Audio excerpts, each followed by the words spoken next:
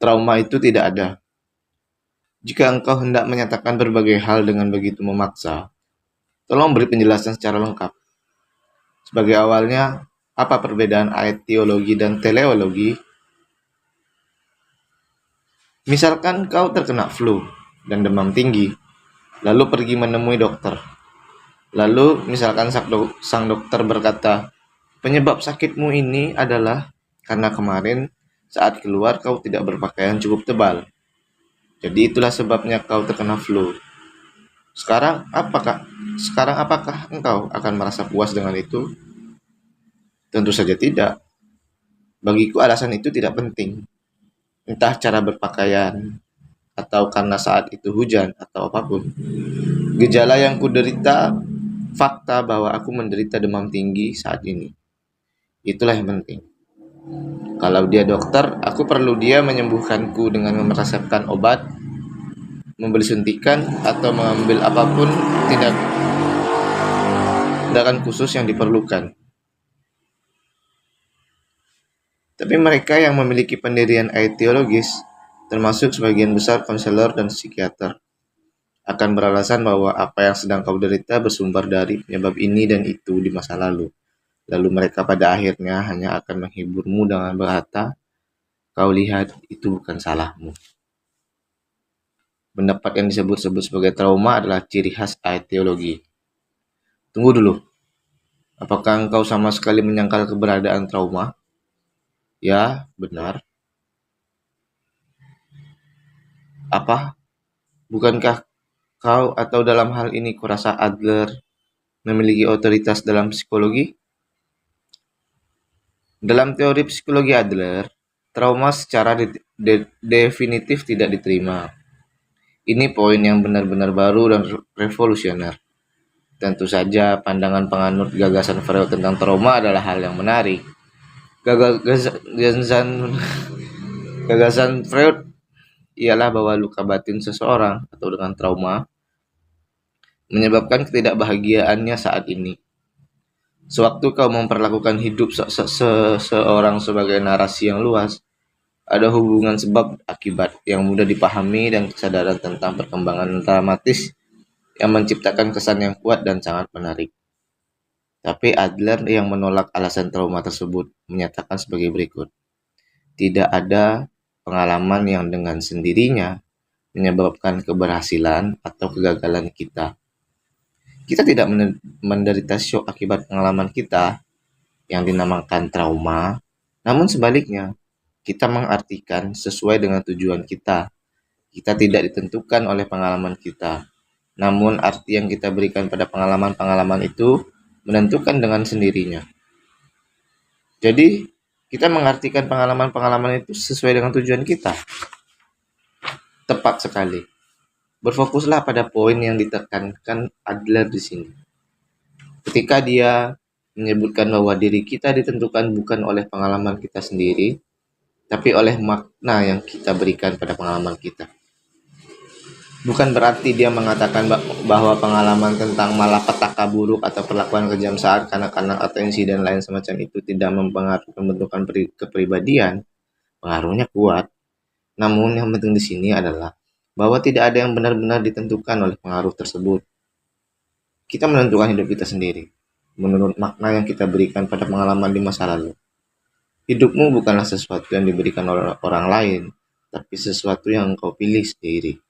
Dan kaulah yang bisa memutuskan bagaimana caramu menjalani hidup. Oke.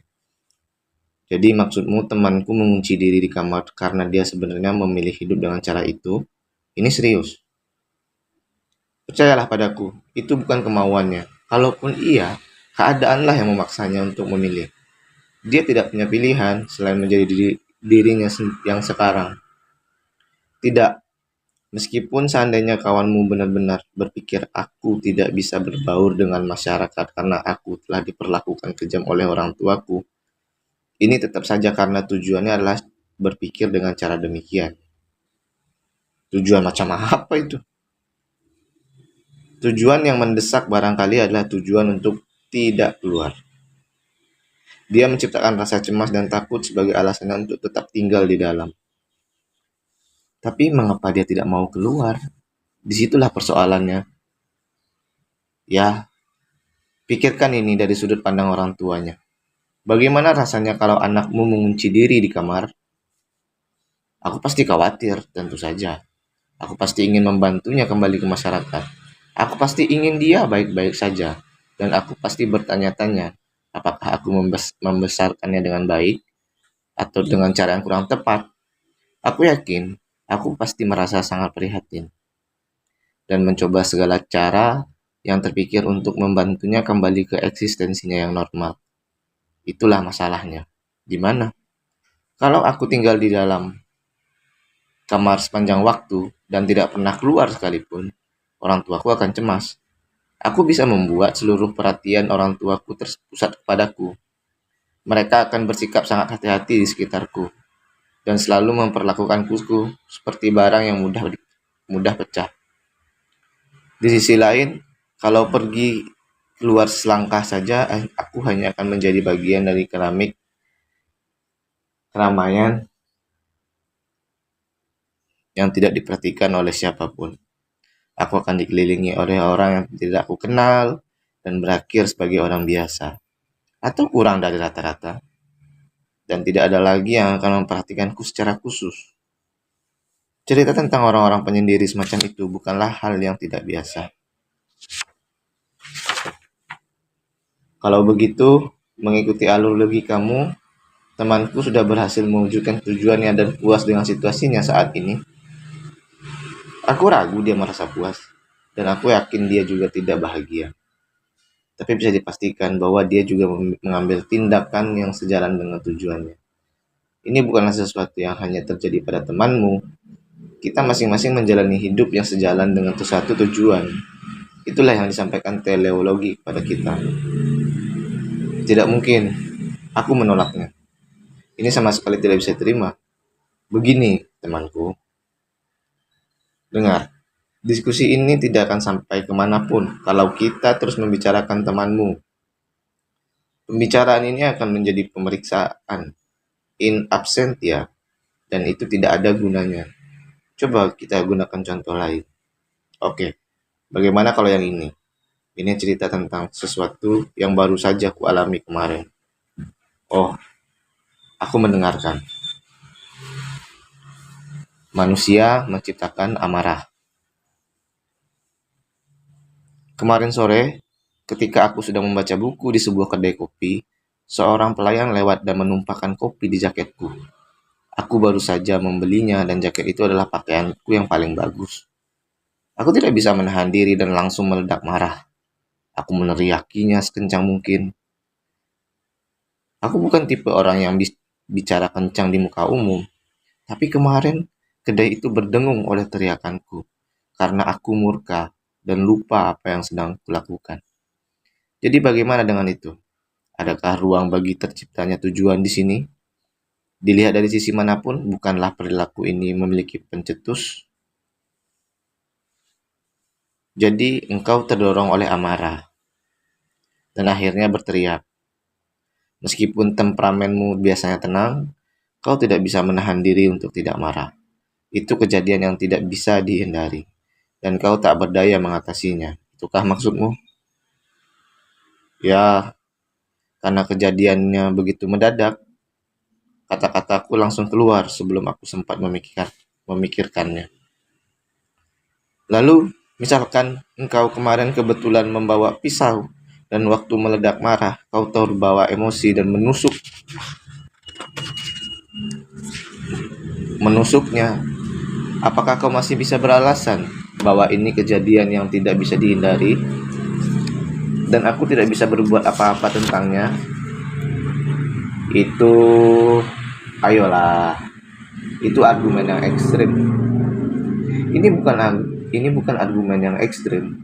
Kalau kita mengikuti logikamu, setiap pelanggaran yang dilakukan karena emosi bisa disalahkan pada emosi itu sendiri dan tak lagi menjadi tanggung jawab orang tersebut. Sebab pada dasarnya engkau mengatakan bahwa manusia tidak bisa mengendalikan emosi. Nah, kalau begitu, bagaimana engkau menjelaskan amarahku? Mudah saja. Engkau tidak meledak marah lalu mulai berteriak. Kau Kau marah justru supaya kau bisa berteriak. Dengan kata lain, untuk bisa memenuhi tujuanmu berteriak, kau menciptakan emosi amarah. Apa maksudmu? Tujuan berteriak muncul lebih dulu dari yang lain. Artinya, dengan bertindak, kau ingin membuat pelayan itu tunduk dan mendengarkan apa yang harus kau katakan. Sebagai alat untuk melakukannya, kau menciptakan emosi amarah. Aku menciptakannya. Kau pasti bercanda. Lalu kenapa kau menaikkan volume suara? Seperti yang kubilang tadi, aku meledak marah. Aku merasa sangat frustasi. Tidak, kau bisa saja menjelaskan persoalannya tanpa menaikkan volume suara. Dan pelayan itu kemungkinan besar akan sungguh-sungguh meminta maaf, mengelap jaketmu dengan kain bersih, lalu melakukan upaya-upaya lain yang sesuai. Malah dia mungkin akan mengirimkan jaketmu ke jasa cuci profesional. Dan di benakmu, engkau telah mengantisipasi bahwa dia mungkin telah melakukan hal-hal ini. Meskipun demikian, kau tetap berteriak. Prosedur menjelaskan berbagai hal dalam kata-kata yang normal rasanya terlalu menyusahkan, dan kau mencoba menghindarinya yang membuat orang yang tidak melawan ini tunduk padamu. Alat yang kau pakai di sini adalah emosi amarah. Tidak mungkin, kau tidak bisa membodohiku. Aku menciptakan amarah untuk membuat pelayan itu tunduk padaku. Sungguh, aku tidak punya waktu sedetik pun untuk memikirkan hal semacam itu. Aku tidak berpikir lalu menjadi marah. Amarah adalah emosi yang lebih bersifat impulsif. Benar, amarah adalah emosi sesaat.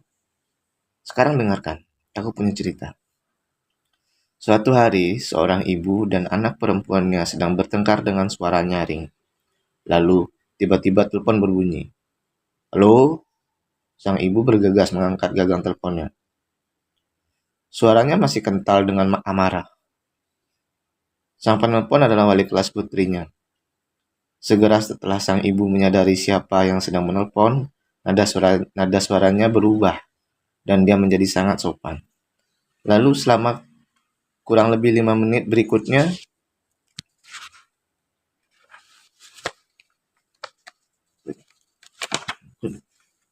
dia melanjutkan percakapan dengan nada suara terbaiknya.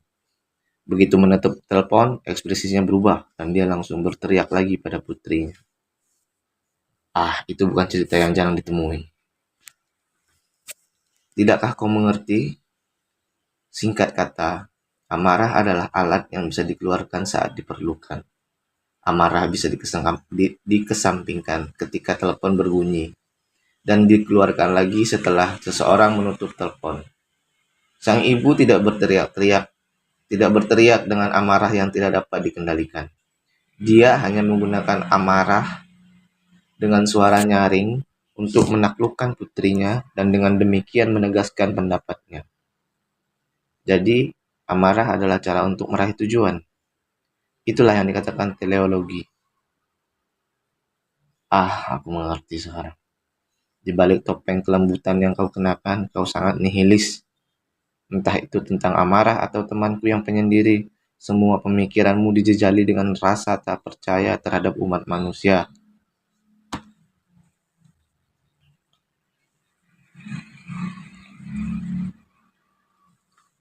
Cara untuk hidup tanpa dikendalikan masa lalu. Bagaimana bisa aku bersikap nihilis? Pikirkan saja. Sederhananya, kau mengingkari emosi manusia. Kau berkata emosi tak lebih dari sekedar alat, bahwa emosi hanyalah cara untuk meraih tujuan. Tapi dengarkan, kalau kau menyangkal emosi, kau sedang mengagulkan pandangan yang berupa menyangkal kemanusiaan kita juga. Karena emosi kita dan fakta bahwa kita diombang-ambingkan segala macam perasaan, itulah yang menjadikan kita manusia. Jika kita menyangkal emosi, manusia akan menjadi tak lebih dari tiruan buruk mesin. Kalau itu bukan nihilis, lalu apa? Aku tidak menyangkal bahwa emosi ada. Semua orang memilikinya, itu sudah pasti. Tapi kalau kau hendak memberitahuku bahwa orang adalah makhluk yang tidak bisa menahan emosi, aku akan membantahnya. Teori psikologi Adler adalah bentuk pemikiran, filosofi yang sama sekali bertolak belakang dengan nihilisme. Kita tidak dikendalikan oleh emosi. Dalam artian ini, meskipun menunjukkan bahwa manusia tidak dikendalikan oleh emosi. Teori itu juga menunjukkan bahwa kita tidak dikendalikan oleh masa lalu. Jadi, manusia tidak perlu dikendalikan oleh emosi dan masa lalunya. Oke. Misalkan ada seseorang yang orang tuanya bercerai di masa lalu.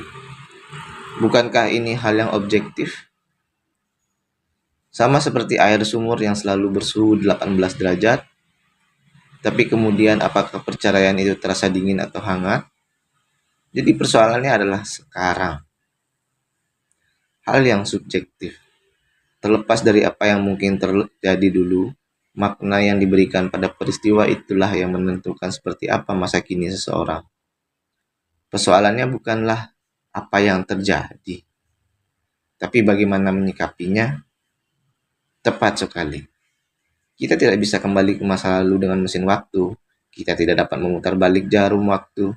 Kalau memilih tinggal dalam teologi, kau akan terikat oleh masa lalu dan tak akan pernah bisa menemukan kebahagiaan. Itu benar. Kita tidak bisa mengubah masa lalu. Dan itulah sebabnya hidup ini begitu sulit. Hidup ini bukan hanya sulit. Kalau masa lalu menentukan segalanya dan tidak bisa diubah, kita yang hidup hari ini tidak akan bisa lagi mengambil langkah-langkah maju yang efektif dalam hidup. Apa yang akan terjadi sebagai hasilnya? Kita akan berakhir dengan jenis nihilisme dan pesimisme yang hilang harapan pada dunia ini dan menyerah dengan hidup. Pandangan teologis Freud yang dicirikan dengan keberadaan trauma merupakan determinisme dalam bentuk yang berbeda dan jalan menuju nihilisme. Apakah kau akan menerima nilai-nilai seperti itu? Aku tidak mau menerimanya, tapi masa lalu sangatlah kuat. Pikirkan berbagai kemungkinannya. Kalau seseorang berasumsi manusia adalah makhluk yang bisa berubah, rangkaian nilai yang didasarkan pada teologi menjadi tidak bisa dipertahankan, dan tentu saja dia harus mengambil posisi teleologi. Jadi maksudmu seseorang harus selalu mengadopsi dasar pemikiran bahwa manusia dapat berubah? Tentu saja. Dan tolong dipahami, pandangan teologis Freud itulah yang mengingkari kehendak bebas kita dan memperlakukan manusia tak lebih dari mesin. Pemuda itu berhenti sejenak dan menatap sekeliling ruang belajar sang filsuf. Berbagai rak buku yang menjulang tinggi hingga ke atap memenuhi dinding, dan di satu meja kayu kecil terletak pena dan sesuatu yang terlihat seperti naskah yang baru sedang ditulis.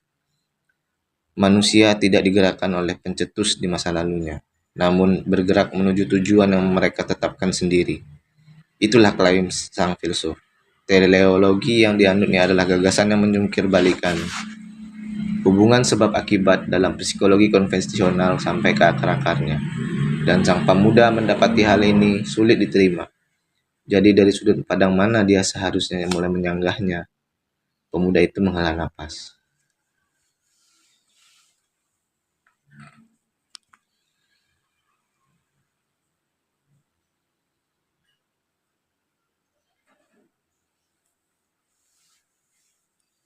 Sokrates dan Adler. Baiklah, aku ingin bercerita tentang temanku yang lain. Seorang pria bernama Y. Dia adalah orang yang selalu ceria dan supel. Dia seperti bunga matahari. Semua orang menyukainya. Dan orang tersenyum setiap kali dia ada. Sebaliknya, aku tipe yang tidak pernah mudah bersosialisasi dan dalam berbagai hal agak menyimpang dari norma pada umumnya. Nah, kau mengklaim bahwa manusia bisa berubah lewat teleologi Adler. Ya, kau dan aku, semua orang bisa berubah. Lalu, apakah menurutmu aku bisa menjadi seseorang seperti Y? Jauh di lubuk hatiku, aku sungguh berharap bisa menjadi seperti dirinya. Di titik ini, aku harus berkata bahwa itu sama sekali tidak mungkin. Aha, sekarang kau memperlihatkan warna aslimu. Jadi apakah kau akan mencabut teorimu? Tidak, aku tidak akan mencabutnya. Sayangnya, engkau hampir tidak memiliki pemahaman tentang teologi psikologi Adler. Langkah pertama untuk berubah adalah mengetahui. Jadi kalau bisa memahami satu hal saja tentang teori psikologi Adler, aku bisa menjadi seperti Y. Kenapa kau terburu-buru mencari jawabannya? Kau seharusnya sampai pada jawaban itu dengan usahamu sendiri, dan tidak mengandalkan apa yang kau dapatkan dari orang lain. Jawaban orang lain itu tak lebih dari upaya pencegahan sementara, tidak ada nilainya. Contohlah Socrates, yang tidak meninggalkan satupun buku yang benar-benar ditulis olehnya sendiri. Dia menghabiskan hari-hari berdebat di depan umum dengan warga, khususnya anak-anak muda, dan muridnya lah, Plato, yang menerjemahkan filosofinya ke dalam tulisan untuk generasi mendatang. Adler juga tidak terlalu berminat pada kegiatan sastra, lebih memilih mengadakan dialog personal di kedai kopi di Wina, dan mengadakan kelompok diskusi kecil. Dia jelas bukan jenis intelektual yang hanya duduk di belakang meja. Jadi Socrates dan Adler sama-sama menyampaikan gagasan lewat dialog. Itu benar. Semua keraguanmu akan disingkirkan melalui dialog ini. Dan kau akan mulai berubah. Bukan oleh kata-kataku, tapi oleh tindakanmu sendiri. Aku tidak ingin menghilangkan proses yang penting untuk sampai pada jawabannya melalui dialog.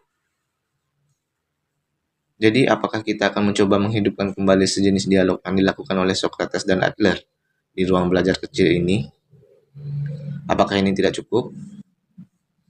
Itulah yang ingin ku ketahui. Jadi, ayo, diskusikan sejauh mungkin sampai engkau mencabut teorimu, atau aku membungkuk kalah di hadapanmu.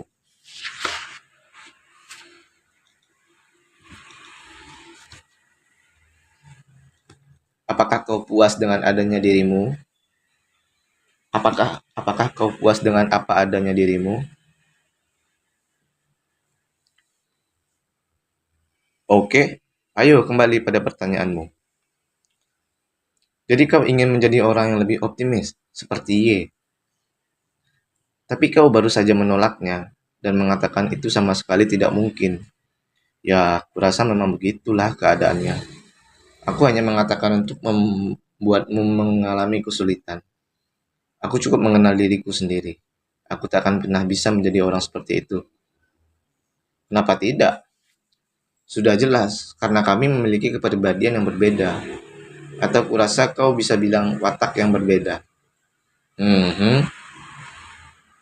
Kau misalnya, hidup dengan dikelilingi semua buku ini. Kau membaca buku baru dan memperoleh pengetahuan baru. Pada dasarnya engkau terus-menerus mengumpulkan pengetahuan. Semakin banyak yang kau baca, semakin meningkat pula pengetahuanmu. Kau menemukan konsep-konsep baru tentang nilai, dan bagimu, tampaknya hal itu mengubahmu. Begini, aku benci mengatakannya. Tapi tak peduli sebanyak apapun pengetahuan yang kau peroleh, watak atau pribadimu pada dasarnya tidak akan berubah. Kalau fondasimu bengkok, semua yang sudah kau pelajari akan sia-sia. Ya, seluruh pengetahuan yang kau peroleh akan runtuh di sekelilingmu. Lalu tahu-tahu kau sudah kembali lagi ke titik awal. Ini juga berlaku untuk gagasan-gagasan Adler. Tak peduli sebanyak apa fakta yang mungkin bisa kukumpulkan tentang dirinya. Fakta-fakta itu tidak akan berpengaruh sedikit pun pada pribadiku. Pengetahuan hanya akan menumpuk sebagai pengetahuan, dan cepat atau lambat akan tersingkirkan. Kalau begitu, aku ingin bertanya tentang hal ini. Menurutmu, kenapa kau ingin menjadi seperti Y? Kurasa kau hanya ingin menjadi orang yang berbeda, entah itu Y ataupun orang lain. Tapi apa tujuannya? Kau bicara tentang tujuan lagi. Seperti yang tadi kukatakan, aku hanya mengaguminya. Dan kurasa aku lebih bahagia kalau bisa jadi seperti dia. Kau akan merasa lebih bahagia kalau menjadi seperti dia. yang artinya sekarang kau tidak bahagia. Benar? Apa? Saat ini kau tidak bisa merasa benar-benar bahagia. Ini karena kau belum belajar mencintai dirimu sendiri. Dan mencoba mencintai diri sendiri, kau berharap bisa terlahir sebagai pribadi yang berbeda. Kau berharap bisa menjadi seperti Y dan membuang dirimu saat ini. Benar? Ya, aku rasa itu benar. Jujur saja, aku benci diriku sendiri. Aku yang sedang bermain-main dengan percakapan tentang filsafat kuno ini, dan yang benar-benar tak berdaya untuk tidak melakukannya. Ya, aku benar-benar benci diriku sendiri. Tidak apa-apa. Seandainya kau menanyai orang-orang tentang siapa yang menyukai dirinya sendiri, kau akan sangat sulit menemukan seseorang yang dengan bangga membusungkan dada dan berkata, "Ya, aku suka diriku sendiri." Bagaimana dengan kau? Apakah kau menyukai dirimu sendiri?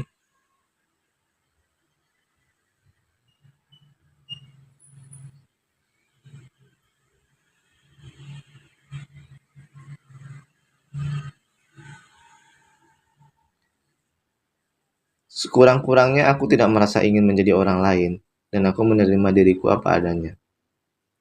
Menerima dirimu apa adanya. Begini, tak peduli seberapa besar harapanmu untuk menjadi Y, kau tidak bisa dilahirkan kembali sebagai dirinya. Kau bukan Y. Tidak masalah bagimu untuk menjadi dirimu sendiri.